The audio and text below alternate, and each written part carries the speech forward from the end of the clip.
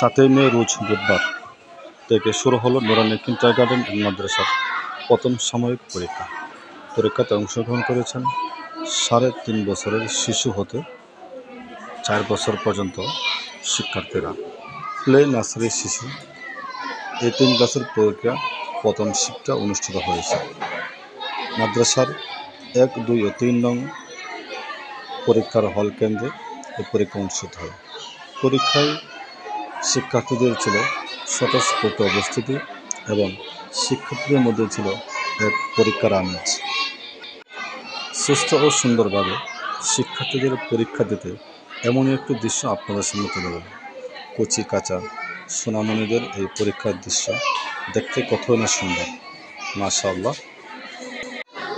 যে বাচ্চারা এই বয়সে মা বাবার কোলে থাকার কথা, সেই বাচ্চারা আজ নুরানী কিন্ডারগার্টেন এর মাদ্রাসায় পড়ে নিজ হাতে লিখে তারা পরীক্ষা দিচ্ছে। গার্জিয়ানদের জন্য কতই না সৌভাগ্য।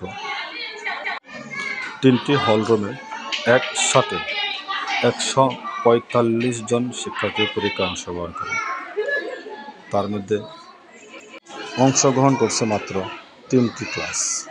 পরীক্ষায় হল কেন্দ্রে উপস্থিত ছিলেন 12 জন শিক্ষক শিক্ষিকার উপস্থিতির মাধ্যমে সুস্থ ও সুন্দরভাবে আজকের প্রথম দিনের পরীক্ষা সমাপ্তি ঘটে।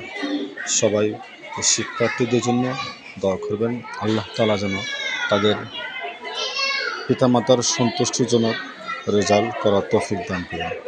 সবাইকে ধন্যবাদ। আসসালামু আলাইকুম ওয়া রাহমাতুল্লাহি ওয়া বারাকাতুহু।